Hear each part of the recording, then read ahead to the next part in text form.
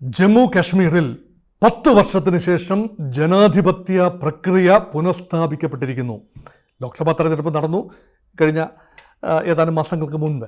പക്ഷേ നിയമസഭയിലേക്ക് 10 വർഷത്തിന് ശേഷം, ഒരു ദശകത്തിന് ശേഷമാണ് തെരഞ്ഞെടുപ്പ് നടക്കുന്നത്. ജമ്മു കാശ്മീരിലെ സാഹചര്യം വളരെ സങ്കീർണമാണ്. കാരണം 2019 ആർട്ടിക്കിൾ 370, ജമ്മു കാശ്മീരിന് പ്രത്യേക പദവി നൽകുന്ന ആർട്ടിക്കിൾ 370 തള്ളിക്കളഞ്ഞപ്പോൾ അബ്രോഗേറ്റ് ചെയ്തതിന് ശേഷം വളരെ വലിയ മാറ്റങ്ങളാണ് ജമ്മു കാശ്മീരിൽ ഉണ്ടായത്. ഒരു വിഭാഗം വാദിക്കുന്നത് ജമ്മു കാശ്മീരിനെ വരുതിയിലാക്കി, അതായത് ഇന്ത്യയുടെ പാൻ ഇന്ത്യ തലത്തിലേക്ക് കൊണ്ടുവന്നു, വേറിട്ട ഒരു അസ്തിത്വത്തിന്, തീവ്രവാദത്തിന് തഴച്ചു വളരാനുള്ള മണ്ണിൽ തീവ്രവാദത്തിൻ്റെ വേരറുത്തു എന്നാണ് ഭാരതീയ ജനതാ പാർട്ടിയും NDA മുന്നണിയും നരേന്ദ്രമോദിയും ഒക്കെ അവകാശപ്പെടുന്നത്. പക്ഷേ തീവ്രവാദം, കാശ്മീർ താഴ്വരയിൽ ഒതുങ്ങി നിന്ന തീവ്രവാദം ഇപ്പോൾ ജമ്മുവിലേക്ക് കൂടി വ്യാപിക്കുന്ന ഒരു കാഴ്ച കണ്ടു. എന്നാൽ തീവ്രവാദത്തിൻ്റെ മൊത്തത്തിലുള്ള തോത് കുറയുകയും ചെയ്തിട്ടുണ്ട് ഇൻസിഡൻറ്റുകളുടെ എണ്ണം നോക്കുമ്പോൾ. അതുമാത്രമല്ല, ഒരു ബിസിനസ് ക്ലൈമറ്റ് രൂപപ്പെടാൻ സാധിച്ചു എന്നത് നിസ്തർക്കമായ കാര്യവുമാണ്. അതുകൊണ്ട് ഒരു വിദ്യാഭ്യാസ സ്ഥാപനങ്ങൾ തുറന്ന് പ്രവർത്തിക്കാനുള്ള ഒരു അന്തരീക്ഷമുണ്ടായി. ഏറെ ആളുകൾക്ക് തൊഴിൽ കിട്ടുന്ന ഒരു സംവിധാനമുണ്ടായി. തൊഴിലില്ലായ്മ ഇപ്പോഴും വലിയ തോതിൽ തന്നെയാണ്. പക്ഷേ മുൻകാലങ്ങളിൽ ഭീകരരുടെ നിഴലിലായിരുന്ന ഒരു കാലത്തേക്കാൾ മാറ്റങ്ങൾ വന്നു. പക്ഷേ ഉള്ളിൽ പുകയുന്ന ഒരു അഗ്നിപർവ്വതമാണ് പ്രത്യേകിച്ചും കാശ്മീർ വാലി.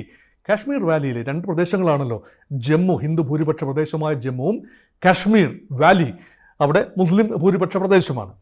അപ്പോൾ കാശ്മീർ വാലിയിൽ നിന്നും ഹൈന്ദവരായ ബ്രാഹ്മൺസായ കാശ്മീരി പണ്ഡിറ്റുകൾ ജമ്മുവിലേക്കും ഡൽഹിയിലേക്കും ഒക്കെ പലായനം ചെയ്യേണ്ടി വന്ന ആ ഒരു കടുത്ത മനുഷ്യാവകാശ വിഷയം അവിടെ ഇപ്പോഴും സജീവമായി നിൽക്കുന്നു. അതിനെല്ലാമുള്ള ശാശ്വതമായ പരിഹാരം ജനാധിപത്യ പ്രക്രിയയിലേക്ക് കാശ്മീർ തിരിച്ചു വരിക എന്നതാണ്. അതിനുള്ള ഭാഗമെന്നുള്ള നിലയിലാണ് സുപ്രീം കോടതിയുടെ അന്ത്യശാസനം ഒക്ടോബർ 1 മുൻപ് തെരഞ്ഞെടുപ്പ് നടത്തി ഒരു ഭരണകൂടം അവിടെ ഉണ്ടാകണം എന്ന് സുപ്രീം കോടതി കൽപ്പിച്ചത് കൂടിക്കൊണ്ടാണ് തിരക്കിട്ട് ഇപ്പോൾ തെരഞ്ഞെടുപ്പ് നടക്കുന്ന ഒരു സാഹചര്യം.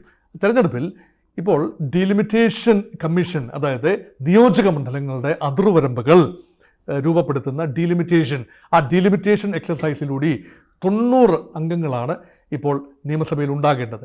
ആകെ 114 പേരടങ്ങുന്ന നിയമസഭയാണ്.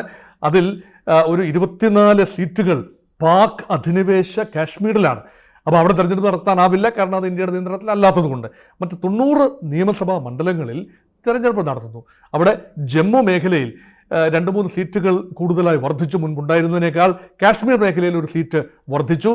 അങ്ങനെ 41 സീറ്റുകൾ ജമ്മു മേഖലയിലും 45 സീറ്റുകൾ കാശ്മീർ മേഖലയിലുമായി വിന്യസിക്കുന്ന, ബാക്കി ലഡാക്ക് മേഖലയിലുമായി വിന്യസിക്കുന്ന രീതിയിലാണ് ഇപ്പോൾ ഡീലിമിറ്റേഷൻ. അവിടുത്തെ പ്രധാനപ്പെട്ട രാഷ്ട്രീയ കക്ഷികൾ ഇപ്പോൾ നടക്കുന്ന തെരഞ്ഞെടുപ്പ് പ്രക്രിയ, 3 ഘട്ടമായി നടക്കുന്ന തെരഞ്ഞെടുപ്പ് പ്രക്രിയയിൽ 18-ാം തീയതി, സെപ്റ്റംബർ മാസം 18-ാം തീയതി 1-ാം ഘട്ടം കഴിഞ്ഞിരിക്കുന്നു. ഈ 1-ാം ഘട്ടത്തിൽ 24 സീറ്റുകളാണ് തെരഞ്ഞെടുപ്പിലേക്ക് പോയത്. ഇവിടുത്തെ ബലാബലങ്ങൾ നോക്കാം. 1-ാം ഘട്ടത്തിലെ മാത്രമല്ല, മൊത്തം കാശ്മീരിൻ്റെ മൊത്തം രാഷ്ട്രീയ ചിത്രം ഒന്ന് പെട്ടെന്ന് പരിശോധിച്ച് പോവുകയാണ്. ഇവിടെ പ്രധാനപ്പെട്ട 2 മുന്നണികൾ, ഇന്ത്യ മുന്നണിയും NDA മുന്നണിയും. NDA മുന്നണിക്ക് പ്രധാന കക്ഷി BJP തന്നെയാണ്. BJPക്ക് ജമ്മു മേഖലയിൽ ശക്തമായ വേരോട്ടമുണ്ട്. ജമ്മുവിലെ ഏറ്റവും വലിയ കക്ഷി BJP തന്നെയാണ്. അതിനകത്ത് യാതൊരു സംശയവുമുണ്ട് എന്ന് തോന്നുന്നില്ല. BJPയുടെ ഒപ്പം ചെറിയ ചില കക്ഷികളും ചേർന്നിട്ടുണ്ട്. എന്നാൽ ഇന്ത്യ മുന്നണി കുറച്ചുകൂടി ഓൺ പേപ്പർ കുറച്ചുകൂടി ശക്തമാണ്. കാശ്മീർ മേഖലയിൽ ശക്തമായ സാന്നിധ്യമുള്ള നാഷണൽ കോൺഫറൻസ് എന്ന NC എന്ന കക്ഷി, അത് കാശ്മീർ സിംഹം എന്നറിയപ്പെട്ടിരുന്ന ഷെയ്ഖ് അബ്ദുള്ള രൂപപ്പെടുത്തുകയും കാലാകാലങ്ങളിൽ കോൺഗ്രസിനുമായി സഹകരിച്ചും കലഹിച്ചും മുന്നോട്ട് പോവുകയും എന്നാൽ കാശ്മീർ ദേശീയതയെ ഉപദേശീയതയെ ഉയർത്തിക്കാട്ടുകയും ചെയ്തിരുന്ന നാഷണൽ കോൺഫറൻസ് ഇന്ന് നയിക്കുന്നത് ഫറൂഖ് അബ്ദുള്ളയും അദ്ദേഹത്തിൻ്റെ മകൻ ഒമർ അബ്ദുള്ളയുമാണ്. മുൻ മുഖ്യമന്ത്രിമാരായിരുന്നു രണ്ടുപേരും. ഈ കക്ഷി ഇന്ന് കോൺഗ്രസുമായി സഖ്യത്തിലാണ്, ഇന്ത്യ മുന്നണിയുടെ ഭാഗമാണ്. എന്നാൽ ഇന്ത്യ മുന്നണിയുടെ ഭാഗമായ മറ്റൊരു കക്ഷി കൂടിയുണ്ട്. മുഫ്തി മുഹമ്മദ് സയ്യിദ് എന്ന മുൻ കേന്ദ്രമന്ത്രി രൂപീകരിച്ച PDP, പ്രോഗ്രസീവ് ഡെമോക്രാറ്റിക് പാർട്ടി എന്ന കക്ഷി. ആ കക്ഷി കഴിഞ്ഞ തെരഞ്ഞെടുപ്പിൽ, അതായത് 2014 നടന്ന തെരഞ്ഞെടുപ്പിൽ ഭരണത്തിലെത്തിയത് BJPയുടെ കൂടെ പിന്തുണയോടുകൂടിയാണ്. BJP പിന്തുണയോടുകൂടി ഭരണത്തിലെത്തി എന്നതിൻ്റെ ഒരു വലിയ നാണക്കേട് ഒരു മുസ്ലിം പാർട്ടിയാണെന്ന് ഓർക്കണം. അപ്പം BJP പിന്തുണയോടുകൂടി ഭരണത്തിലെത്തിയപ്പോൾ മുഫ്തി മുഹമ്മദ് സയ്യിദിനും മകൾ മുഹമ്മദ് മുഫ്തിക്കുമുള്ള ആ ഒരു വലിയ പ്രതിച്ഛായ, ആ ഓറ നഷ്ടപ്പെട്ടു. അതുകൊണ്ട് ആ പാർട്ടി ഇന്ന് കഴിഞ്ഞ ലോക്സഭാ തെരഞ്ഞെടുപ്പിൽ ഒറ്റയ്ക്ക് മത്സരിക്കേണ്ടി വന്നു.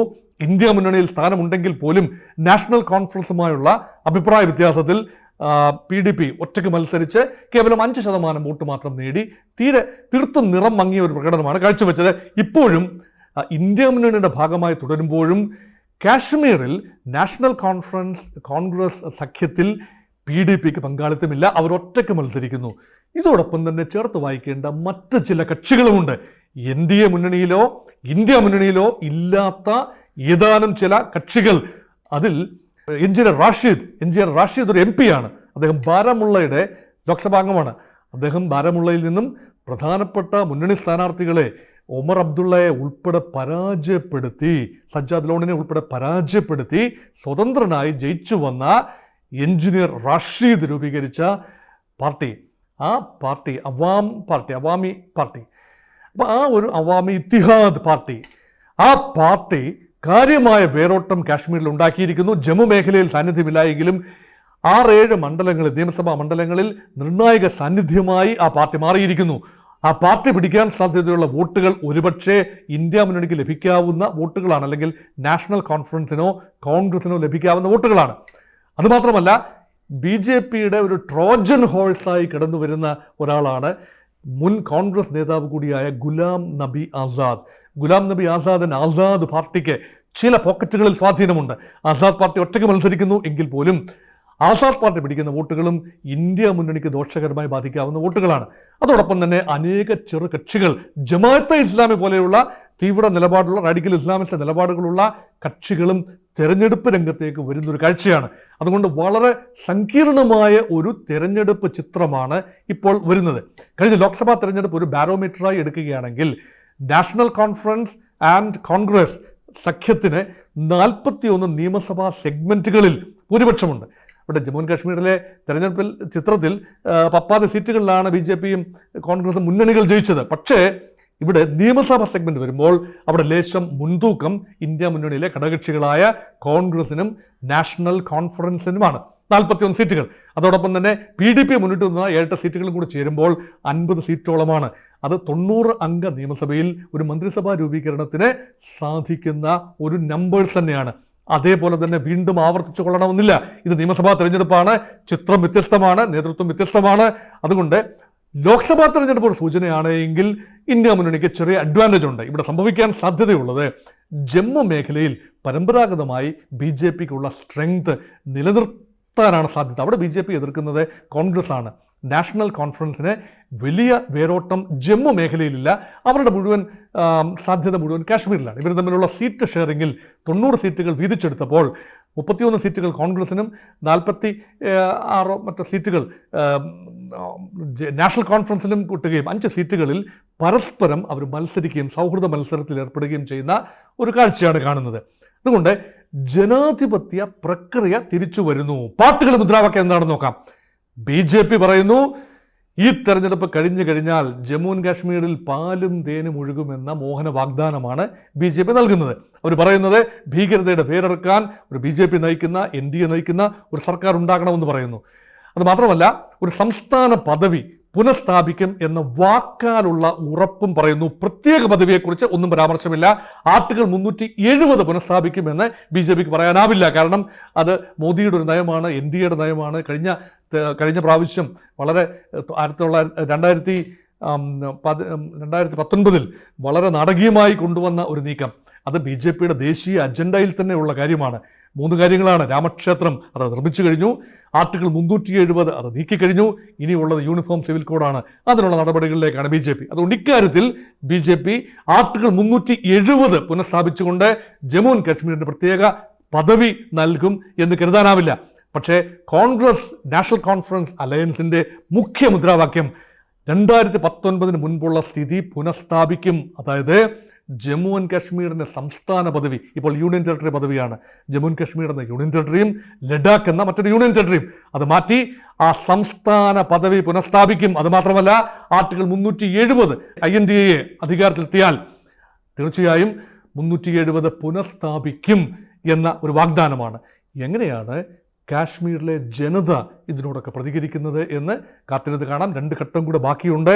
അതുകൊണ്ട് ഒക്ടോബർ 8-ാം തീയതി വോട്ടെണ്ണി ഫലം പ്രഖ്യാപിക്കുമ്പോൾ കാശ്മീരിൽ ഒരു പുതിയ യുഗം പിറക്കുമോ എന്ന് നമ്മൾ ഇന്ത്യക്കാരായ എല്ലാവരും തന്നെ വളരെയധികം കൗതുകത്തോടെ ആശങ്കയോടുകൂടി നോക്കിക്കാണുകയാണ്.